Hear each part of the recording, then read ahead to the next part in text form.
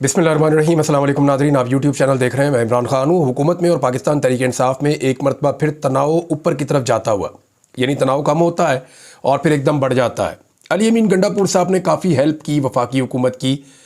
जो पश्तून कौमी जरगे वाला मामला था उसमें बहुत ज़्यादा तज़ब्ज़ुब था, परेशानी थी और बहुत ज़्यादा बेचैनी थी वफाकी हुकूमत में और इदारों में कि पता नहीं यहाँ पर क्या होने जा रहा है।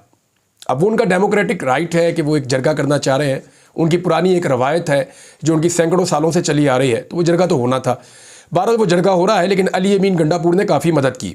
लेकिन उस मदद के बदले में ना वो अपने लीडर की एक मुलाकात करवा सके, यानी इमरान खान साहब की मुलाकात तो हो ही जानी चाहिए थी, ना वो करवा पाए। और इमरान खान साहब की जो बहनें हैं वो भी नाजायज़ तौर पर कैद में, यानी उनके ऊपर अजीबोगरीब किस्म का मुकदमा बनाया गया है। अब दोबारा उनका रिमांड है, देखते हैं कि जज दोबारा क्या करते हैं उनके साथ। होना तो ये चाहिए कि उन्हें आज़ादी मिल जाए।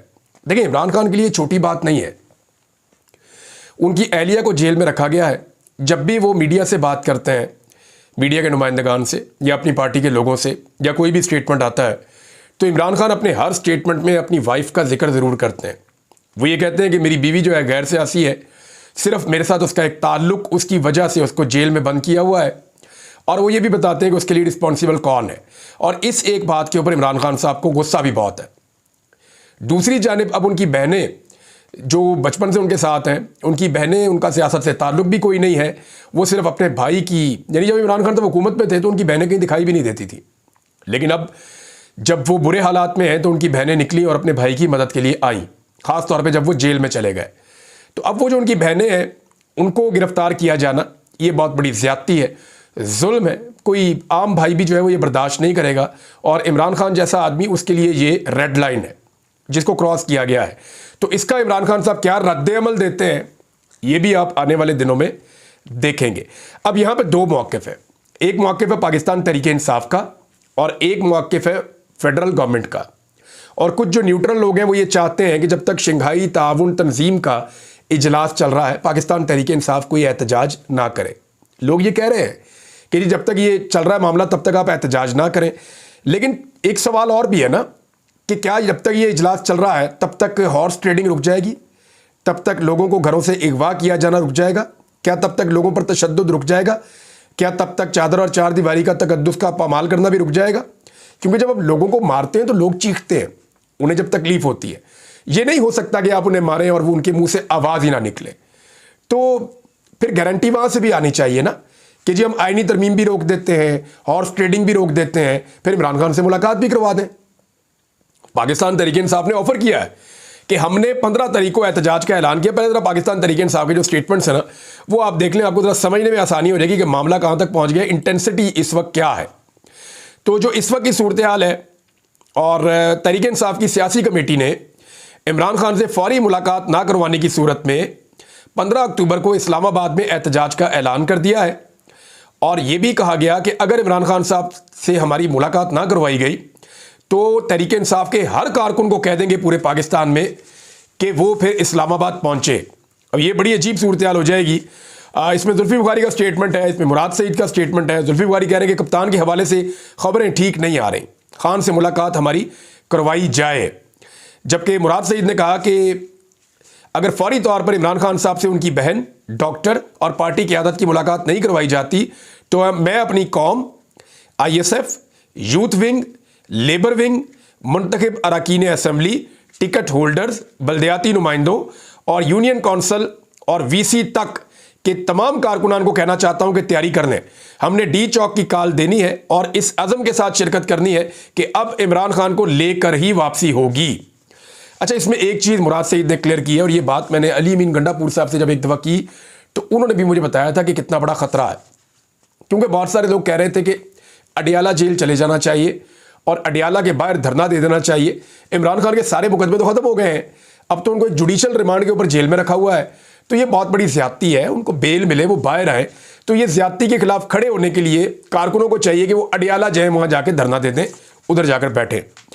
तो इस पर मुझे अली अमीन गंडापुर ने एक बात कही थी। उन्होंने कहा था जी कि ये इससे इमरान खान साहब की जान को ख़तरा हो सकता है। यानी हम वहाँ पे एहतजाज करने जाएं, हमारे बहाने वो कोई एक्टिविटी कर दें और वहाँ पे सिचुएशन ऐसी बना दें और बाद में खुदा न खास्ता इमरान खान साहब को नुकसान पहुँचाएं और वो ये कहे जी पाकिस्तान तहरीक इंसाफ की क़यादत जिम्मेदार है, जो यहाँ पे लोगों को लेकर आई थी उसकी वजह से हालात ख़राब हो गए। तो मुराद सईद का जो जुमला है वो एज इट इज़ मैं आपको पढ़ के सुना देता हूँ। उन्होंने कहा जी अडियाला जेल जाकर हम किसी को हमारे एहतजाज की आड़ में अपने मंसूबों को अमली जामा पहनाने का मौका नहीं फराहम करेंगे। इसमें इमरान खान की ज़िंदगी को ख़तरा हो सकता है।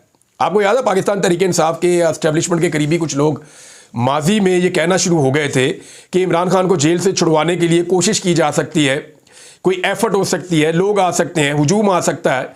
तो एक्चुअली पाकिस्तान तहरीक इंसाफ से जब मैंने पूछा, उन्होंने कहा जी हमारा तो ऐसा कभी कोई इरादा ही नहीं है। तो हो ये रहा था कि एक माइंडसेट बनाया जा रहा था कि लोग अगर अडियाला की तरफ जाएंगे तो फिर इमरान खान साहब को नुकसान भी पहुंचाया जा सकता है। ये पाकिस्तान तहरीक इंसाफ का क्लेम है। यही बात मुराद सईद साहब ने की है। उन्होंने कहा जी फौरी तौर पर इमरान खान की खैरियत की खबर या डी चौक पर अवामी एहतजाज, यानी इसके अलावा हमारे पास कोई रास्ता नहीं है। मुराद सईद ने कहा जी कि जितने मर्जी आप रुकावटें डालें, जो मर्जी आप करें, जितने मर्जी आप खंदके खोदें, लोगों ने आना है तो फिर लोगों ने पैदल भी आ जाना है और हम अब नहीं रुकने के। वो ये सारा कुछ क्यों कह रहे हैं? देखिए वो इसलिए कह रहे हैं कि उमर अयूब साहब का मैं आपको बता दूं अपोजिशन लीडर है। इससे पहले ये बात जो है वो तारिक मतीन साहब के वीलॉग में मैंने सुनी और दोस्तों ने भी कही कि मुसद्दका इतलात मौसूल हुई है कि इमरान खान साहब को मुकम्मल तौर पर अडियाला जेल में तनहा कर दिया गया है और उन्हें 6 अक्टूबर 2024 से लेकर अब तक अपने सेल से जो बाहर सेन वाला इलाका है वहां पे भी जाने की इजाज़त नहीं दी जा रही। यानी वो जो छोटा सा कमरा आपने देखा हुआ है 4-5 फुट बाई 8 फुट का, उसके अंदर इमरान खान साहब हैं, उससे बाहर वो नहीं आने दे रहा है। जो खाना उन्हें फराहम किया जा रहा है वो भी मशकूक है। वज़ीर-ए-आज़म इमरान खान की सेहत के हवाले से शदीद तशवीश है। अब इसमें जो बताया जा रहा है वो ये है कि इमरान खान साहब के एक दांत में दर्द हुई थी और वो दांत में दर्द जब होती है आपको ज़्यादा तो बातों का तो आपको इन्फेक्शन हो जाती है। उस इन्फेक्शन की वजह से जो रिपोर्ट किया गया वो ये है, जेल के ज़राए से कुछ लोग ये कह रहे थे, क्लेम कर रहे हैं कि उसकी वजह से इन्फेक्शन बढ़ते बढ़ते इमरान खान साहब के कान में और सर में दर्द शुरू हो गई शदीद।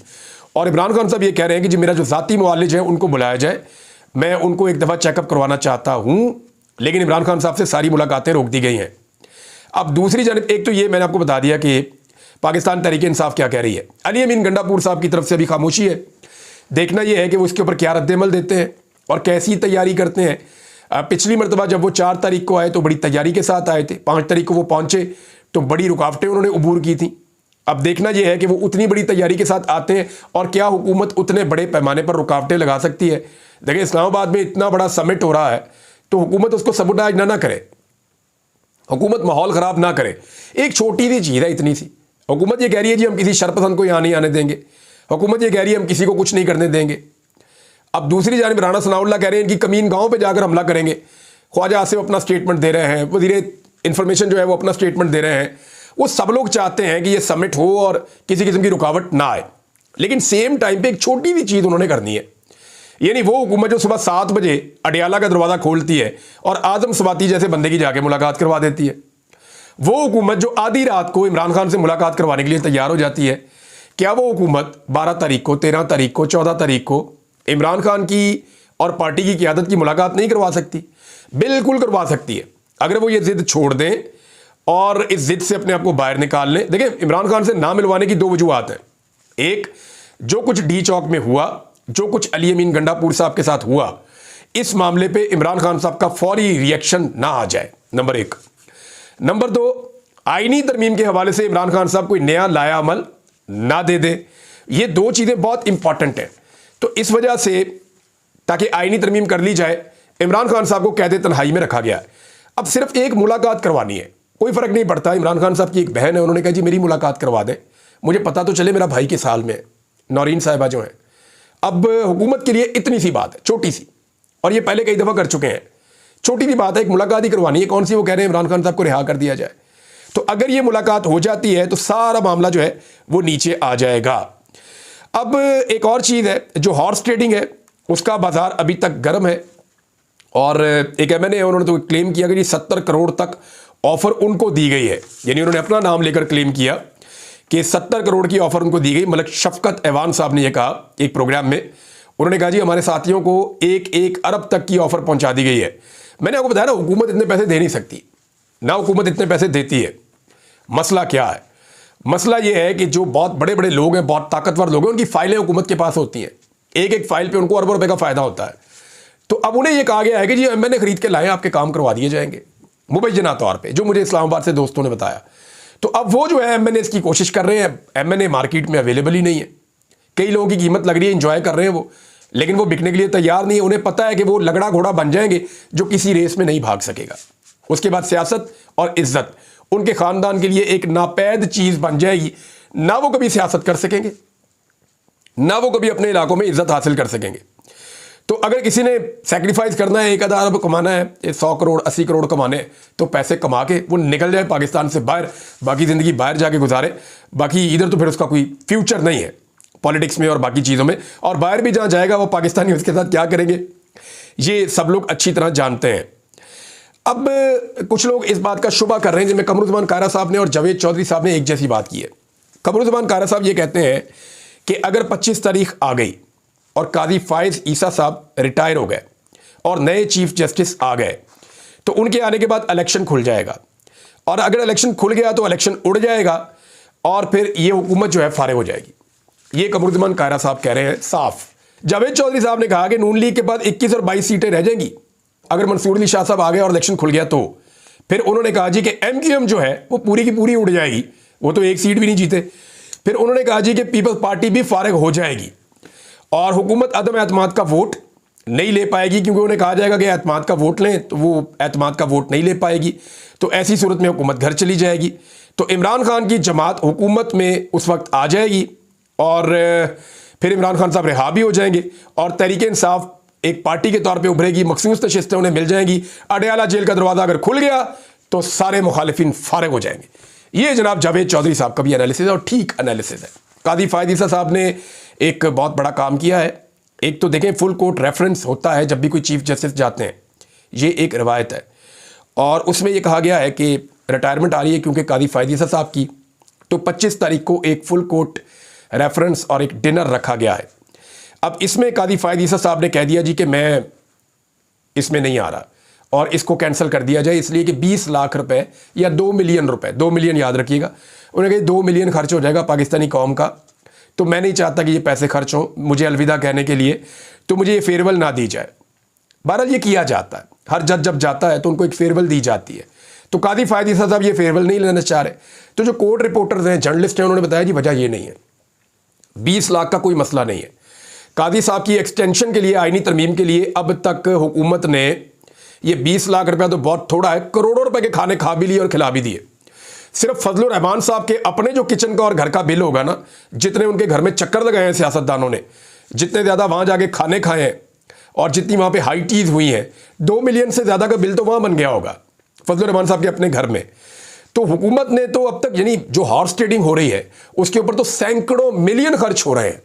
यानी वो काजी फायद ईसा साहब जिनकी एक्सटेंशन के लिए या उनको एक नई अदालत बनाकर देने के लिए या आईनी तरमीम के लिए जो उन्होंने हॉर्स ट्रेडिंग का एक रास्ता खोला अपने फैसले में, उन सारी चीजों को देखते हुए अगर आप सिर्फ लिखें ना फिगर्स, तो सैकड़ों मिलियन जो है वो दांव पे लगे हुए हैं और वो कह रही है 2 मिलियन का मामला है। तो रिपोर्टर्स ने बताया कि मामला 2 मिलियन का नहीं है। रिपोर्टर्स ये कहने हैं कि मामला 2 मिलियन का नहीं है, मामला है कि काजी फायद ईसा साहब को इस बात का अंदेशा है कि वहां पे उनसे कोई सवाल जवाब ना कर दिए जाए या उनके ऊपर नुक्ताचीनी ना हो जाए उस रेफरेंस में जहां फुल कोर्ट आएगा। फिर एक और सहाफ़ी हैं, उन्होंने ये बात की कि बहुत मुमकिन है कि उसमें बहुत सारे जज ना आए, यानी काजी फायद ईसा साहब का फेयरवेल है, उसमें जजों ने आना है, तो उसूलन तो जो 17 जज हैं, 19 जज हैं, उन सबको आना चाहिए। लेकिन जो इतलात हैं वो ये है कि 10 के करीब जज हो सकता है, 7, 8, 10 जज वो आए ही ना। और अगर वो 7, 8, 10 जज नहीं आते तो ये तारीख में पहली मरतबा होगा कि एक ऐसा चीफ जस्टिस है जो अपने घर जा रहा है रिटायर होने पर और कोई उसे अलविदा करने भी नहीं आ रहा। तो ये भी एक शर्मिंदगी वाली बात है। वहाँ पे कोई शख्स जो है वो काजी साहब से कोई सवाल ना कर ले, कोई बात ना पूछ ले या कोई नेगेटिव चीज़ ना हो जाए, इसका भी डर है। तो काजी फायद ईसा साहब के हवाले से एक और खबर भी आ रही है कि 29 तारीख की उनकी सीट बुक है और काजी साहब बैरून मुल्क जा रहे हैं।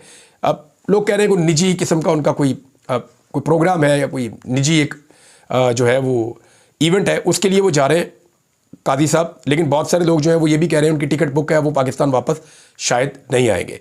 लेकिन अभी तक कोशिश की जा रही है, बिलावल पूरा जोर लगा रहे हैं, जो PMLN है वो पूरा जोर लगा रही है, तमाम जो पॉलिटिकल स्टेक होल्डर्स हैं जो हुकूमत में हैं वो पूरा जोर लगा रहे हैं। MNAs को डराया धमकाया जा रहा है। मेरी इत्तला के मुताबिक कुछ MNAs जो है PMLN के और पीपल्स पार्टी के, वो भी नहीं चाहते कि वो वोट डालें आईनी तरमीम पे हमला करने के लिए, और उनमें से कुछ ने राब्ता भी किया है पाकिस्तान तहरीक इंसाफ के लोगों से, और उन्होंने कहा जी अगर आप हमें अकोमोडेट करें तो हम ये वोट नहीं डालेंगे। अब पाकिस्तान तहरीक इंसाफ पे डिपेंड करता है कि वो उनको आसरा देते हैं या नहीं देते, और अभी ये भी देखना है कि क्या उनकी कोई जो ऑफ़र है वो संजीदा भी है या ये भी कोई एक ट्रैप है जिसके अंदर वो पाकिस्तान तहरीक इंसाफ को लाना चाहते हैं। लेकिन देखें, ये आईनी तरमीम तो आइन पे एक तरह का हमला है, और इसको जो भी रोकेगा वो पाकिस्तान में अवाम का हीरो बन जाएगा, और इमरान खान साहब भी उसका नाम याद रखेंगे, पाकिस्तान तहरीक इंसाफ भी उसका नाम याद रखेगी। अब देखते ये हैं कि 15 तारीख तक हुकूमत अपने स्टांस से पीछे हटती है या पाकिस्तान तहरीक इंसाफ जो है उसको इस्लामाबाद आने की दावत देती है। अगर तो इस्लामाबाद आते हैं तो क्या खैबर पख्तूनख्वा और जो अली अमीन गंडापुर हैं वो उसी शिद्दत के साथ इस्लामाबाद आते हैं, या अब सिचुएशन मुख्तलिफ होगी? बहुत सारे सवालात हमारे ज़हन में हैं, आपके ज़हन में भी होंगे, और बहुत सारे जवाब जो है वो अडियाला जेल में है। जब तक इमरान खान साहब से किसी की मुलाकात नहीं होती वो जवाब भी नहीं मिलेंगे। तो अब तक के लिए इतना ही। अपना ख्याल रखिएगा, अपने इस चैनल का भी। अल्लाह हाफ़िज़।